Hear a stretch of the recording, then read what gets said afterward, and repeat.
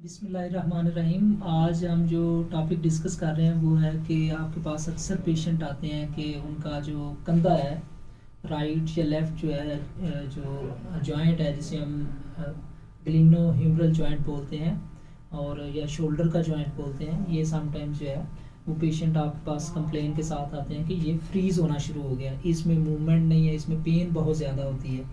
तो ये आज हम डिस्कस करेंगे कि ये किन लोगों में होता है। तो ये इसको हम फ्रोज़न शोल्डर, जो कि एक मिसलीडिंग टर्म है।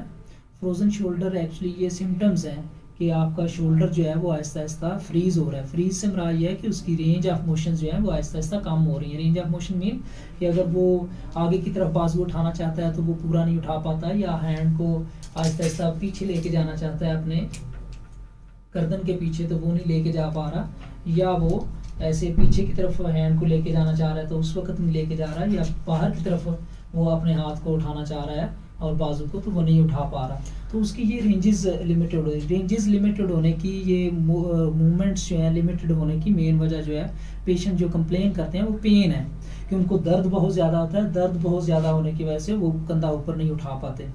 तो आज हमने देखना है कि ये वाकई एडहेसिव कैप्सुलाइटिस ही है या ये पेरी आर्थराइटिस है शोल्डर जॉइंट का, या इसे हम फ्रोज़न शोल्डर बोल रहे हैं। तो ये बेसिकली ये जो हमारा शोल्डर का जॉइंट है इसके इर्द गिर्द एक कैप्सूल होता है जिसे हम शोल्डर जॉइंट कैप्सूल बोलते हैं। तो वो कैप्सूल जो है वो थिक होना शुरू हो जाता है और उसमें स्टिफनेस आना शुरू हो जाती है, और चूंकि कैप्सूल ही इस शोल्डर जॉइंट के अराउंड है और वो अगर अलाउ करेगा तो मूवमेंट होगी।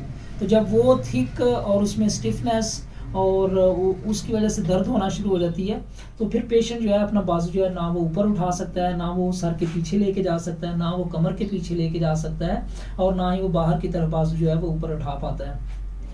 तो हमने देखना यह है कि ये जो एडहेसिव कैप्सुलाइटिस है जिसमें पेन और स्टिफनेस बहुत बड़ा एलिमेंट है और बाद में जो आपके बाजू की हरकत हैं वो भी कम होना शुरू हो जाती हैं, तो ये किस उम्र में ज़्यादा होता है? मोस्टली वैसे तो ये किसी उम्र में भी ट्रामेटिक एडहेसिव कैप्सुलाइटिस डेवलप हो सकता है, या पोस्ट ऑपरेटिव सर्जरी जो है, सर्जरी के बाद भी ये जो है ये कंडीशन जो है पेशेंट में डेवलप हो जाती है शोल्डर जॉइंट की पेन की।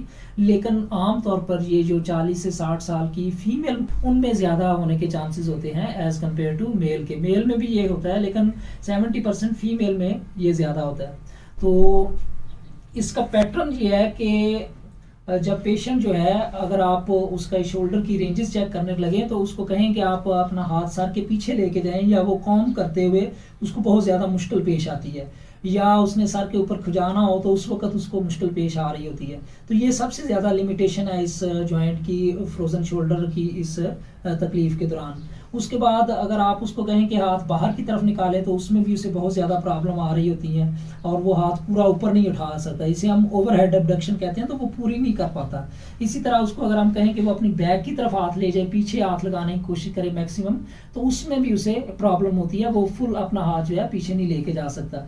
तो अगर मेडिकल स्टूडेंट ये वीडियो देख रहे हैं तो उनके लिए ये है कि एक्सटर्नल रोटेशन उसकी सबसे ज़्यादा लिमिटेड होगी, उसके बाद उसकी एबडक्शन सबसे ज़्यादा लिमिटेड होगी, और एंड पे उसकी इंटरनल रोटेशन जो है वो लिमिटेशन में आएगी। तो शोल्डर जॉइंट की इसको अगर हम देखें कि इसकी क्या क्या वजूहात हैं, तो वजूहात में प्राइमरी ये है, प्राइमरी फ्रोजन शोल्डर या एडहेसिव कैप्सुलाइटिस ये है कि उसकी वजह का पता नहीं चलता, अचानक ही या आहिस्ता आहिस्ता पेशेंट को जो है उसकी पेन की वजह से मूवमेंट रिस्ट्रिक्ट रहना शुरू हो जाती है, तो उसकी वजह अभी तक कोई मालूम नहीं हो सकती। सेकेंडरी जो है एडहेसिव कैप्सुलाइटिस जो डेवलप होता है उसकी कई एक वजूहात हैं। सेकेंडरी हम उसे इसलिए बोल रहे हैं कि उसमें हमें पता होता है कि इसकी कोई नोन काज है, इसकी कोई वजह है जिसकी वजह से ये एडहेसिव कैप्सुलाइटिस हुआ है। तो अगर हम सिस्टेमिक डिजीजेस में बात करें तो डायबिटीज मेलाइटिस जो है, 20% पेशेंट आपके पास जो फ्रोजन शोल्डर या एडहेसिव कैप्सुलाइटिस के आते हैं उनमें 20% लोग ऐसे होते हैं जिनको डायबिटीज मेलाइटिस होती है। या उसमें हम देखते हैं कुछ इंट्रिंसिक या एक्सट्रिंसिक फैक्टर जो हैं वो इन्वॉल्व होते हैं, कुछ बैरूनी या अंदरूनी जो अनासर हैं वो इन्वॉल्व हैं जिसकी वजह से एडहेसिव कैप्सुलाइटिस हो सकता है। तो अगर हम एक्सट्रिंसिक फैक्टर की बात करें तो उसमें जो कोमॉर्बिडिटीज़ हैं, जैसे स्ट्रोक के पेशेंट हैं, फालज के मरीज आते हैं तो उनमें फ्रोजन शोल्डर होने के चांसेस होते हैं। या आपके पास पेशेंट आते हैं जिनको थायराइड ग्लैंड जो है वो हाइपो या हाइपरथायराइडिज्म है, उनमें ये प्रॉब्लम हो सकती है। रोमेटॉइड आर्थराइटिस या ऑस्टियोआर्थराइटिस का जिनको प्रॉब्लम होता है उनमें भी फ्रोजन शोल्डर होने के चांसेस ज़्यादा हो जाते हैं। या वो लोग जो कि पार्किंसनिज्म, ये न्यूरोलॉजी की एक प्रॉब्लम है, उसमें भी एडहेसिव कैप्सुलाइटिस के चांसेस जो हैं बढ़ जाते हैं।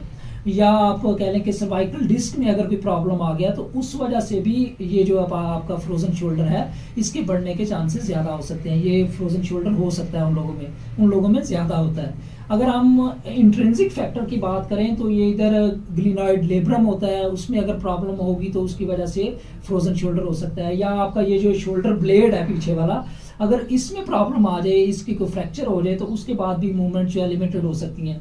या समटाइम्स गिरने की वजह से ये जो हिमरल हेड है, ये जो हमारी बाजू की हड्डी है, ये समटाइम इस एरिया से टूट जाए, हेड के लेवल से या सर्जिकल नेक या ये एनाटॉमिकल नेक के लेवल से टूट जाए इस वाले एरिया से, तो उस वक्त भी ये लिमिटेशन में आ सकती है। या ये क्लेविकल की हड्डी जो है ये अगर टूट जाए तो फिर भी इस वाले एरिया में बाद में फ्रोजन शोल्डर डेवलप हो जाता है। उसका भी हम बताते हैं कि कैसे वो डेवलप होता है। या ये जो ऊपर स्ट्रक्चर है इसे हम रोटेटर कफ बोलते हैं, ये बेसिकली शोल्डर जॉइंट जो है ये एनाटॉमिकली बड़ा वीक जॉइंट है, ऑल्दो कि ये सबसे ज़्यादा मूवमेंट करने वाला ह्यूमन बॉडी के अंदर जॉइंट है, लेकिन ये एनाटॉमिकली वीक है। तो इसको ये जो सॉफ्ट टिश्यू स्ट्रक्चर होते हैं हमारे, जो ऊपर supraspinatus, infraspinatus, teres minor, major, latissimus dorsi और इधर से पेक्ट माइनर और मेजर मसल जो हैं, ये वाले मसल जो हैं इसको कॉम्पैक्ट पोजीशन में रखते हैं और स्टेबिलिटी प्रोवाइड करते हैं। तो बेसिकली मेन जो रोटेटर कफ है, अगर उनमें किसी में प्रॉब्लम आ जाए तो फिर भी ये जो है फ्रोजन शोल्डर होने के चांसेस हो जाते हैं। मोस्टली जिन लोगों को इस एरिया का फ्रैक्चर हो जाता है या क्लेविकल का हस की हड्डी टूट जाती है, तो उसमें क्या करते हैं कि डॉक्टर्स उन्हें एडवाइस करते हैं कि आप अपना हाथ जो है इस पोजीशन में रखें। तो इधर वो एक स्लिंग लगा देते हैं या वो इधर शोल्डर ब्रेस लगा देते हैं। तो जब ऐसे हर वक्त हाथ रखते हैं तो 1 महीने के बाद जब कास्ट या आप वो स्लिंग उतारते हैं तो उस वक्त आपका 1-1.5 महीने के बाद तो आपका शोल्डर जो कंधा जो है वो जाम हो चुका होता है। तो अगर हम इसकी अलामात की बात करें तो इसको हम 3 स्टेजेस में डिवाइड कर सकते हैं। कि सबसे पहली जो है वो फ्रीजिंग स्टेज है। फ्रीजिंग स्टेज ये है कि जब शुरू में आपके पास फ्रोजन शोल्डर या शोल्डर जॉइंट की पेन वाला पेशेंट आता है तो वो क्या कहता है, अगर ये एडहेसिव कैप्सुलाइटिस है तो हम उसकी बात कर रहे हैं। शोल्डर जॉइंट के इर्द गिर्द की मूवमेंट रिस्ट्रिक्शन और पेन की कई एक वजूहात हैं, वो हम बाद में किसी वीडियो में डिस्कस करेंगे। लेकिन अगर एडहेसिव कैप्सुलाइटिस की वजह से शोल्डर में पेन है तो उसकी जो इनिशियल स्टेज होती है, जो कि 2 से 4 और 6 महीने तक रहती है, उसमें ये होता है कि पेशेंट को पेन बहुत ज़्यादा होती है और पेन जो है काफ़ी ज़्यादा शार्प होती है, तेज़ दर्द होती है और रात के वक्त दर्द जो है वो बढ़ जाती है। और पेशेंट जो है उस दर्द की वजह से जो है वो घर के काम काज जो है वो उसे करने में बहुत ज़्यादा मुश्किल पेश आती है, और क्या कि वो अपनी मूवमेंट जो है वो उसकी थोड़ी बहुत रिस्ट्रिक्ट रहना शुरू हो जाती है। दूसरी स्टेज जो है उसे हम फ्रोजन स्टेज बोलते हैं। उसमें जो है जो हरकत हैं कंधे की, कंधा ऊपर उठाना, पीछे लेके जाना, बाहर की तरफ निकालना या पीछे की तरफ लेके जाना, उसमें उसको काफ़ी ज़्यादा लिमिटेशन आ रही होती हैं।